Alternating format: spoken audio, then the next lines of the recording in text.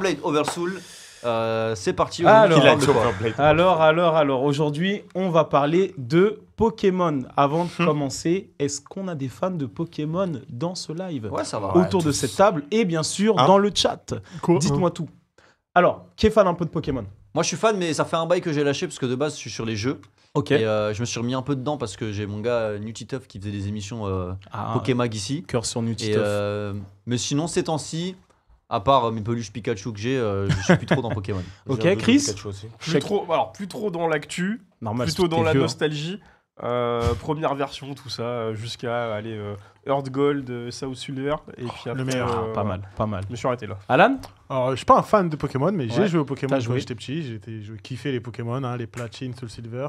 Ok. C'est ceux que j'ai le plus poncé. Ok, Mais après, sans plus que cela. d'accord. Voilà. Kérim, Pokémon Go. Moi, vous allez être étonnés. Hein. J'ai regardé l'anime Pokémon de A à Z. C'est sérieux? Vraiment, c'est pas une blague. Hein. Ok, Non, lourd. vraiment. Jusqu'au dernier épisode. vraiment. Même les nouveaux là. Pas le nouveau. Après que Sacha il a Ok. gagné et tout, je me suis arrêté. Mais T'as pleuré vraiment, quand Sacha il a gagné?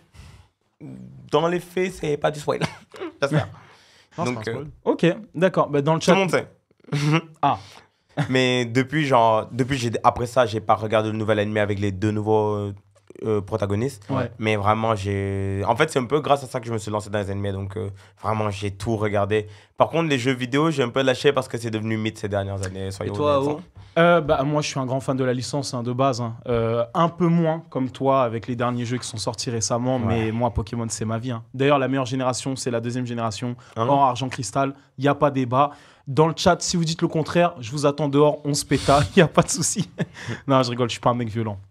Garde du Nord, by the way, ce Alors soir. évidemment dans le chat, n'hésitez pas à nous dire si vous êtes fan de la licence Pokémon, si vous êtes fan des jeux, de l'animé, des cartes, des produits dérivés, bref, dites-nous tout et on enchaîne. Alors aujourd'hui, Pokémon a encore frappé avec cette fois un tout nouveau jeu mobile que je vais vous présenter dès maintenant, JCC Pokémon Pocket. C'est déjà le phénomène du moment. En gros, ce jeu, qu'est-ce que c'est? C'est très simple, c'est un jeu de cartes à collectionner. J'imagine que durant votre jeunesse, vous avez tous touché à des cartes Pokémon. La base. Vous avez tous eu des cartes plus ou moins rares que vous avez perdues, vendues, échangées. Je connais Voilà. des gens qui ont un gros apport en termes de cartes Pokémon. Ouais, voilà. Donc, on a tous potentiellement eu the carte rare qu'on a perdu, qu'on aurait aimé revendre à un prix exorbitant. Là, maintenant, c'est chose possible sur votre téléphone. Donc, alors, du coup, c'est un jeu qui va vous permettre de collectionner des cartes. Est-ce qu'on peut revenir sur le petit visuel? Voilà, petit problème en régie, bon, c'est pas très grave. À peine ça. Du coup, comme je disais, alors c'est un jeu qui va vous permettre de collectionner des cartes Pokémon sur votre téléphone. Avec, après la collection physique, voilà la collection digitale. Dans ce jeu, vous allez pouvoir ouvrir 2 boosters par jour sans frais, collectionner les cartes numériques nostalgiques reprenant également d'anciennes illustrations, ainsi que de toutes nouvelles cartes originales proposées uniquement dans ce jeu. Donc c'est vraiment un jeu qui correspond aux collectionneurs. Je sais que ces dernières années, on a eu un engouement monstre autour des cartes à collectionner. Beaucoup d'ouvertures de pack opening sur Twitch, Instagram, TikTok, etc., etc. Et là, maintenant, il y a une version mobile du coup qui est clairement disponible, qui est sortie très récemment. Et c'est la continuité tout simplement du jeu traditionnel de cartes à collectionner. Voilà. Donc dans ce jeu, vous n'allez pas uniquement pouvoir collectionner, vous allez également pouvoir échanger, voilà, comme vous pouvez le voir là à travers cette vidéo. Et vous allez aussi pouvoir faire des combats. Des combats, attention, pas des combats genre comme dans la cour de récré où tu poses ta carte et en fonction des PV, t'es le plus fort ou pas. Mais on l'a tous fait. Voilà, on l'a tous fait. Mais vous allez pouvoir faire des combats dignes du jeu de cartes parce qu'il y a des règles précises qui sont trop compliquées. À retenir, je ne vais pas pouvoir vous les détailler parce que même moi, je ne les connaissais pas vraiment ces règles. Je l'ai découvert que récemment avec ce jeu que j'ai un peu testé. Et c'est particulier. C'est très stylé. Les animations sont fluides et plutôt belles. Et le système de combat est particulier. Donc voilà, ça fonctionne à base de jetons, à base d'énergie, etc. Enfin bref, les experts dans le chat pourront détailler tout ça à ceux ou celles qui voudraient le découvrir. Sorade. Sorad, voilà. CC à Sorad qui en ce C'est moment qui fait que joue ça. Yo en fait. Je voyais dans ses stories, il mettait des cartes. Mais tout le je monde crois joue, que là. c'est ça, Ouais, Tout le monde est à fond. Voilà. Je viens de Pour mon l'installer. Pour mon plus grand malheur. Voilà, c'est le phénomène du moment. Tout le monde est à fond sur ce jeu. Déjà, Sorad, je le vois H24 en train de faire des lives de pack opening, en train d'essayer de dégoter les cartes les plus rares. Des grands everyone sur Discord. Ah, j'ai décoté ça, tu l'as pas, pleure, etc. Ouais, il fait vraiment ça. Hein. Je suis sûr qu'il fait ça également dans ses canaux Discord. Donc voilà. Oui, justement. Donc, pour revenir, je vais essayer de revenir un petit peu sur l'historique du jeu de cartes. Donc, lancé en octobre 1996, le jeu de cartes à collectionner Pokémon reprend les éléments du monde apparus dans la série de jeux vidéo Pokémon.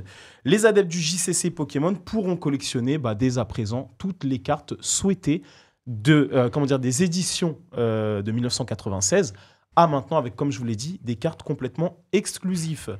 Et là, comme on l'a dit là à l'instant, depuis sa sortie récente du 30 octobre 2024, le jeu a un engouement énorme auprès du grand public, des créateurs de contenu, des streamers et également de tout le monde. Vraiment, là, il y a des lives de partout.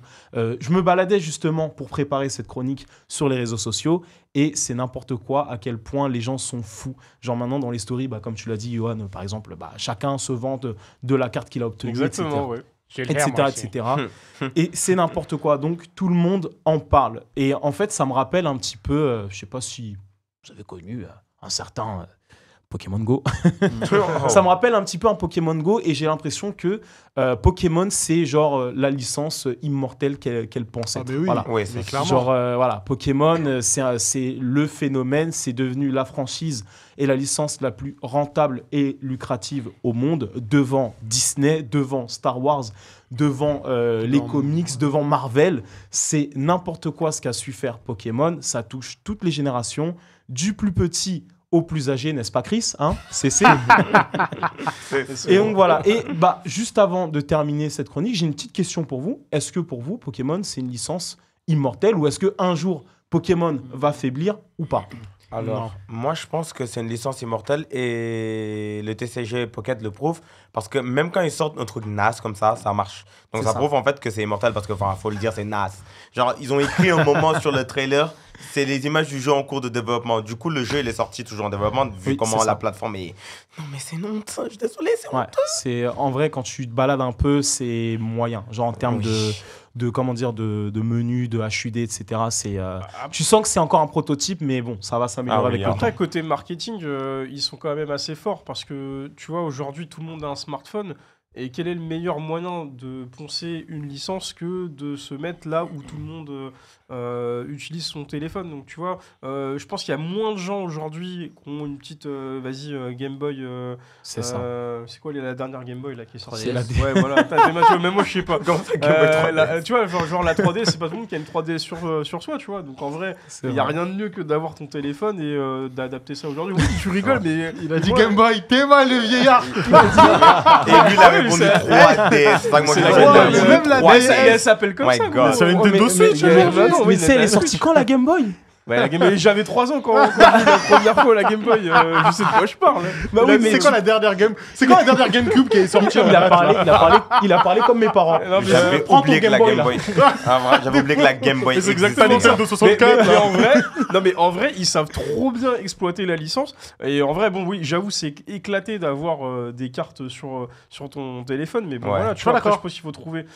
Après, attends, moi j'ai une question Oui. quand même, c'est est-ce que les cartes qu'on a aujourd'hui, elles ont une valeur par rapport aux cartes physiques? Est-ce que le fait d'avoir non. une carte super Comme des rare, NFT un peu. ouais, un peu comme des NFT, ouais. Moi, je pense que oui, au fil du temps, oui, en parce fait, qu'on ça peut va les être échanger. vendable, en fait, les Ouais. comptes et tout. Je pense. Alors, moi, je me suis pas trop baladé. J'ai pas trop poncé le jeu vu que c'est pas mon style de jeu, on va dire. Mais je pense que oui, il y aura au fur et à mesure un système de monnaie dans le jeu qui te permettra d'échanger des cartes plus ou moins rares pour avoir des crédits, pour acheter encore plus de boosters, en plus des microtransactions pour justement collectionner encore plus de cartes. Et aussi, ces crédits, je pense, te permettront de faire plus d'échanges, plus de tirages. C'est un gâchis, en fait. Donc ça ouvre plus de portes à de futurs collectionneurs, en fait. Oui. Sur mobile. C'est un petit Et peu en comme plus, Dragon je dirais Battle, en plus fait. même que c'est plus qu'un gacha parce que le système d'échange, non mais that's crazy. Genre, ils ont fait ça, quoi. Ouais. Genre, c'est fort. Sur ta question de est-ce que c'est indémodable? Oui. Moi, je pense que oui, parce qu'ils ont réussi un virage très compliqué. Je pense qu'il y avait une grosse Sacha et Pikachu dépendance pendant un moment. Oui. Et j'avais très peur de quand ils vont passer à autre chose, comment ça va faire. comment ça va se passer? Sauf que maintenant, c'est plus Sacha et Pikachu, c'est les Pokémon en eux-mêmes. Je pense que les personnages, même les nouveaux protagonistes, comme tu disais, ils sont limite secondaires. Ce qui est indémodable, c'est les Pokémon en eux-mêmes. Ils ont des attaques, ils sont stylés, ils sont mignons. T'as envie d'acheter la peluche, t'as envie d'en avoir un. C'est mignon. Je pense que peu importe la génération qui va sortir, elle correspondra aux jeunes de cette époque qui vont le trouver mignon. Nous, on va dire, c'est ringard, je préférais les premiers. C'est le Eux, cas. ils vont dire l'inverse. Ouais. Et du coup, je pense que c'est vraiment le truc ponçable et indémodable à mort. Parce que tu peux le renouveler sans qu'on dise « Ah, c'est le 28e remake de Dragon Ball ». Là, c'est juste une nouvelle génération de Pokémon. À chaque fois, et oui. Et de toute façon, comme on a pu le voir, ils ont compris vers quel public se baser. Et ça, depuis la fameuse Pokémania des années 90-2000, c'est-à-dire les enfants qui sont des cibles faciles. Ouais. Alors du coup, on va conclure cette petite chronique avec le mot de la fin. Donc après les jeux, l'animé, les produits dérivés et tout ce qui tourne autour de Pokémon, et avec ce nouveau phénomène de jeux de cartes à collectionner sur mobile, une fois de plus, The Pokémon Company, Game Freak et Nintendo assoient leur domination et, j'ai envie de dire, leur modèle en termes de franchise indémodable et surtout hyper rentable qu'elle est. Et je pense que Pokémon, on va en avoir encore pour peut-être 10, 15, 20 ans encore. Ouais. Donc les vieux, préparez-vous. Chris, prépare-toi voilà, à parler à tes enfants et leur dire « C'était mieux avant ». Et ils diront « Non, j'aime trop Pokémon ». Donc voilà, c'était le mot de la fin pour moi. Voilà, j'ai un peu bégayé, mais désolé. Et vive Yu-Gi-Oh! Merci, voilà. Merci. Yes. Merci pour cette chronique, très intéressant. C'est probablement le jeu le plus joué aujourd'hui, là, actuellement, non? Et c'est triste. Hein. C'est l'un des meilleurs téléchargements en ce moment sur les différents mobiles, que ce soit l'App Store ou... Mais c'est différent parce que Yu-Gi-Oh! C'est designé pour ça en fait. C'est ça. C'est passionnant à jouer, alors que ça... Il va expliquer.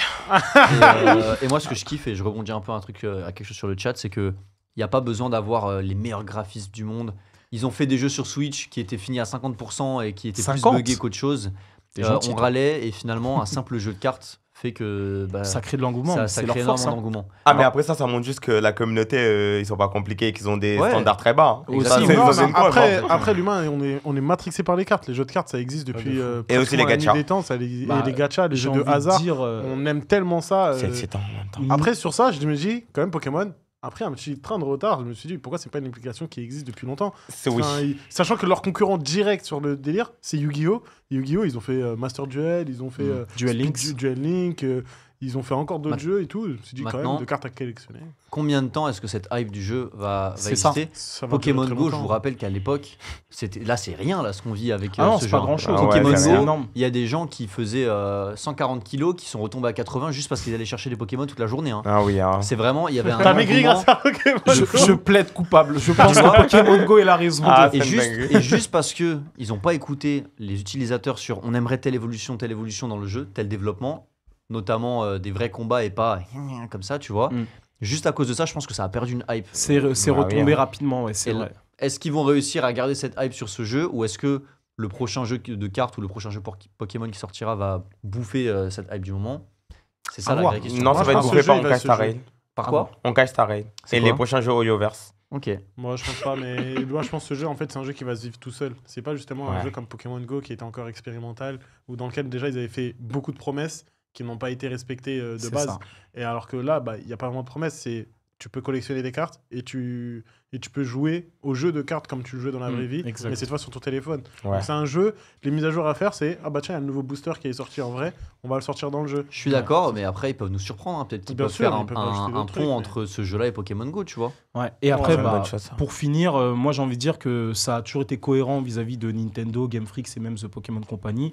Leur politique de manière générale, ça a toujours été la pensée latérale des technologies désuètes, c'est-à-dire proposer en très basse qualité avec des produits peu coûteux, une expérience qui va se vendre à des millions et des millions de consommateurs. Et ça a toujours marché. Pokémon, à chaque fois, on se rend compte qu'on a le minimum. Et pourtant, ça plaît à tout le monde. Ça marche tout le temps. Voilà, Nintendo, leur score à chaque fois, c'est sur des consoles datées de 2012 qui se vendent à plus de 146 millions d'exemplaires. Voilà, donc ils sont trop forts. Et je pense qu'à cause de ça, on en aura encore pour 30 ans. Allez, 100 ans encore. C'est comme ils disent dans Deadpool et Wolverine, le dernier, quand il lui dit tu vas être exploité jusqu'à tes 99 ans. Alors, c'est vraiment pareil. Oversoul, la chronique de Aosama de cette semaine, c'est terminé. On revient dans 2 semaines pour un nouveau sujet. Un applaudit, mais doucement, j'ai compris.